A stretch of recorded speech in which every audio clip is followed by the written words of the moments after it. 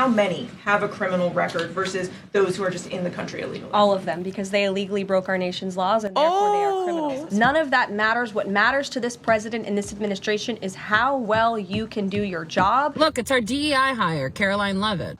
She ain't got no top lip?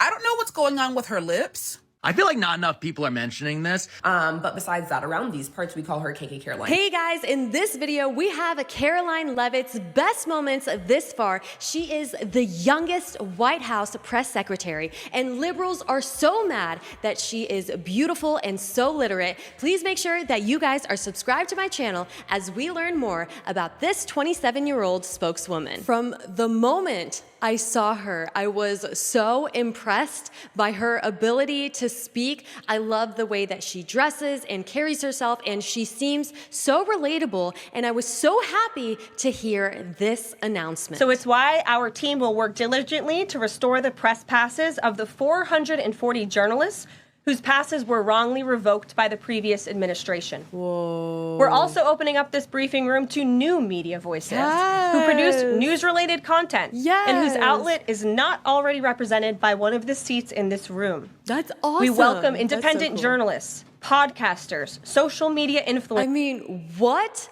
an opportunity. But yet, some people are just so hateful and envious of true talent. So I'm gonna show you guys this clip from The View, and then we're gonna look at some of Karoline's best moments, and then we're going to finish off with the liberal freakouts about how awesome Karoline is. But first, here we have The View. I think she's probably been put in there because, according to Donald Trump, she's a 10. You know that's what it is. I want to be clear, though, it's not her first job. It was her first press briefing. She worked in the previous Trump administration. The great thing about Karoline is that she is a 10, and she is good at what she does. And being the press secretary, always being in front of people, obviously you're gonna want someone who can present themselves well and relate to the people. It is quite literally a part of the job, making her good at the job because she is attractive. The other thing that makes her attractive is her zero tolerance for BS. You are an American who has spent many years studying aviation, and you graduate from school and you're an air traffic controller based on skill and merit, and then you apply for a job and you're forced to fill out a biographical questionnaire asking you the color of your skin and asking you where you're from in details that aren't relevant at all to the job description. I think that deteriorates the morale of people in this industry. And if you talk to people in this industry, they'll tell you that. In fact, many of them filed a lawsuit against the FAA a couple of years ago under Joe Biden's administration because they were denied positions because of this DEI hiring practice that was putting identity politics. And the aviation is one specific sector. This has been happening to people across industries where they're hiring more women than they are men, even if the women are less qualified. Her ability to relate to the American people on these important issues is so impressive. And also, I love the way that she comes back to these reporters. Check out how well she handled this reporter. There are more than 150,000 disabled Americans She's so pretty. who are working today. The president talked a lot yesterday about hiring the best and the brightest to work in the federal government. Safety aside, does he believe that disabled people do have a place to work in the federal government? And does he also support the current protections for disabled people working in the private sector as well? Imagine getting the opportunity to go there and ask a question, and that is the question that you ask.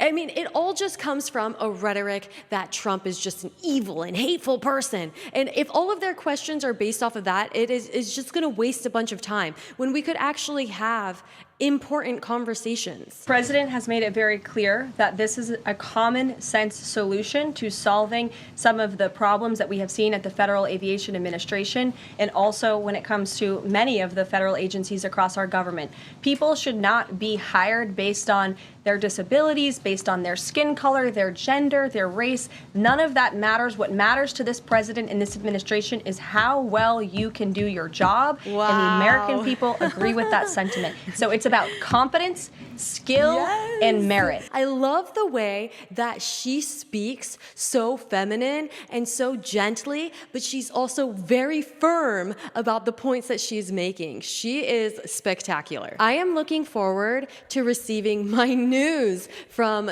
Karoline for the next 4 years. The president will be implementing tomorrow a 25% tariffs on Mexico. She's so clear. 25% tariffs on Canada, and a 10% tariff on China for the illegal fentanyl that they have sourced and allowed to distribute into our country, which has killed tens of millions of Americans. These are promises made and promises kept by the president. She is so good, and she is captivating to watch as well. Lighter news, but in exciting news, after announcing our briefing room changes on Wednesday, this White House has received more than 10,000 submissions from individuals across the country who are eager to join all of you. We might have to make this room a little bit bigger. I hope that they do. I really want to go. I love, by the way, her shirt and her ability to inject her personality into the speech, even though she is translating facts from the White House to the people. It's like we still see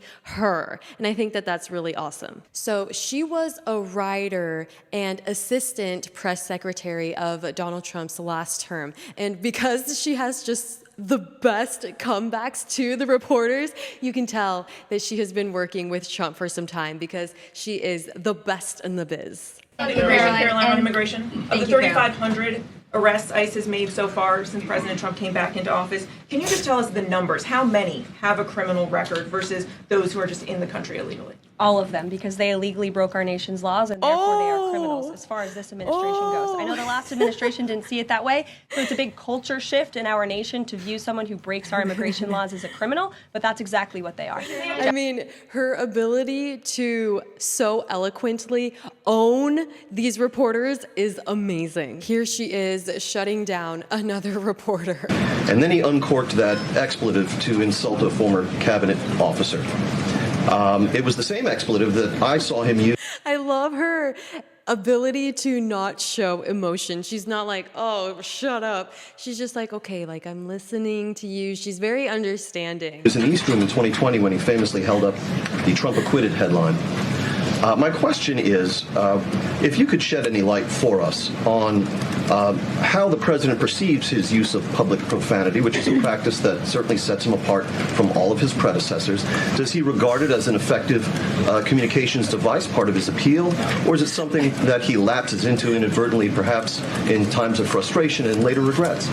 I think one of the things that the American people love most about this president is that he often says what they are thinking, but sometimes lack the courage to say themselves. Yes. And I think yesterday at this podium, you heard President Trump express great frustration, perhaps even anger, with the previous administration's policies, many of which have led to the crises that our country is currently facing and that this president is focused on fixing. Thank you guys very much. She's so good. I mean, what an actual ridiculous question. I mean, it's almost like the kid in school who just wants to waste the teacher's time and doesn't really care about what they're learning right now and just simply wants to mess around and be a class clown. And she handled it so perfectly. She didn't fall for it, and ultimately she gave a very clear and wonderful message. She really has all of her emotions in check. They talk. Thanks, Karoline. Just real quick, you mentioned the inflation executive order the president signed, but egg prices have skyrocketed since President Trump took office. So what specifically is he doing to lower those costs for Americans? Really glad you brought this up, because there is a lot of reporting out there that is putting the onus on this White House for the increased cost of eggs. I would like to point out to each and every one of you that in 2024, when Joe Biden was in the Oval Office, or upstairs in the residence sleeping, I'm not so sure, egg prices increased 65% in this country. We also have seen the cost of everything, not just eggs. Bacon, groceries, gasoline have increased because of the inflationary policies of the last administration. As far as the egg shortage, what's also contributing to that is that the Biden administration and the Department of Agriculture directed the mass killing of more than 100 million chickens, which has led to a lack of chicken supply in this country, therefore a lack of egg supply, which is leading to the shortage. Wow, I love that. Cause and effect, plain and simple, everybody can understand it, even the reporter who asked the question. So you saw Karoline, you saw how likable she is, and her ability to handle all of these questions is nothing short of incredible, and yet some people are just not so convinced. The White House press secretary is from New Hampshire, small state, so as you can imagine, myself and some other people that I know have personally beefed with this woman.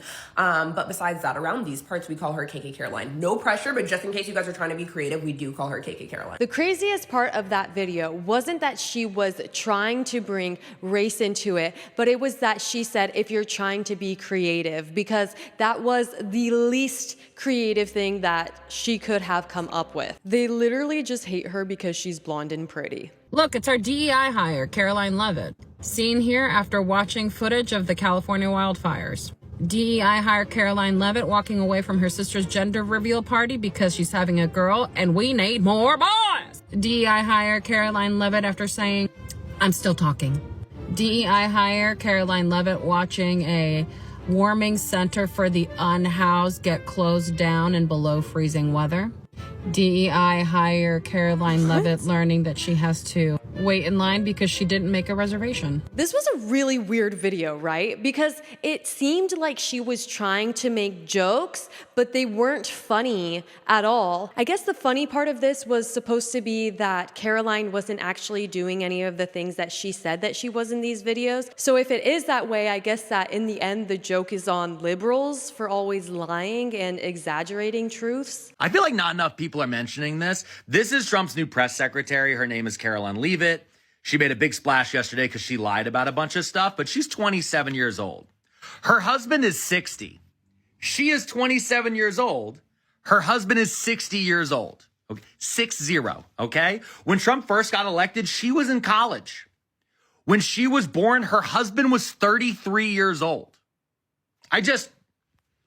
I feel like we're not mentioning this. I did look this up, and it is true. She is married to a real estate mogul. However, what I find most interesting is how liberals are so accepting to every type of lifestyle, unless it is of a Trump supporter or somebody related to Trump, then it is no longer okay. Because they seem to put conservatives on this higher standard than they do to themselves. Being completely honest, I do find it a little bit strange that he is so much older than her, but she is of consenting age and she's a grown woman and she can do whatever she wants. So she is married to a multimillionaire and she also just recently had a baby in July of last year during Trump's election campaign. And it says, despite becoming a mother, she refused to take maternity leave and returned to work just 4 days after giving birth following an assassination attempt on Trump. So she clearly loves her job, and she is married to Nicholas Robert, a 60-year-old who proposed to her on Christmas of 2023. My heart just goes back to the fact that this doesn't even matter because she is so good and so motivated at her job, and that's what she was hired to do. So I don't know why liberals are grasping for straws. So I just found out that Trump's new press secretary is 27. She's 27. She was born in 1997 and she's 27. I'm 29, by the way. Okay. She's 27. Woo. Yeah. I don't know what's going on with her lips. That looks like lip filler. I promise, ladies, in 2025, you don't need the lip filler. Just rock your natural lips. It's fine. It's fine. And then I went to her Instagram and saw that she's a new mom. She gave birth to her son last year. And in case you're wondering, no, that's not her dad or her husband's dad holding the baby. That's her husband holding the baby. Okay. Her husband is 60 years old. Now, one thing she did do was secure the bag because her husband is a very successful real estate tycoon. He has multiple properties worth millions of dollars. However, I find it interesting that she never shared when her actual wedding date was. Instead, she posted. What does this have to do with her being the White House press secretary? Because she does phenomenal at that. What does this have to do with any of that? And I mean, she is beautiful. All that this woman could do was insult how she looks and try to attack her personally because of her personal relationship. Imagine if people attacked the last spokeswoman, how that last lady just did. Do y'all think that the press secretary is so mean because even with lip filler and the bold glamour filter, she ain't got no top lip? The best response that they could come up with is just to make fun of her lips. And I mean, that has to be the most basic insult to any white person, is about their lips being thin. Give me an actual break. Who cares? I guess that's just normal. Women hating on other women out of jealousy. Our new White House press secretary, 40 minutes into the 4-year job. You. Yeah, hi. Could you please tell us what federal aid Trump is cutting?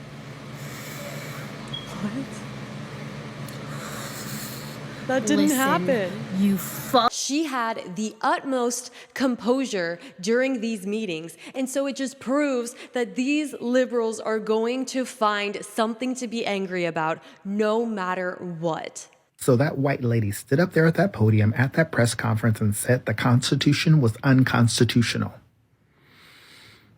Surprise, surprise.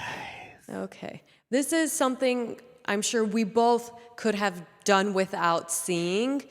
I completely don't even know what the message he was trying to relay was. He started out by saying, so that white lady. Why do people think that reverse racism isn't racism? No matter what they say, Karoline is going to do a phenomenal job over the next 4 years. Make sure you're subscribed so you can continue to follow along with me on this journey. I'll see you next time. Bye.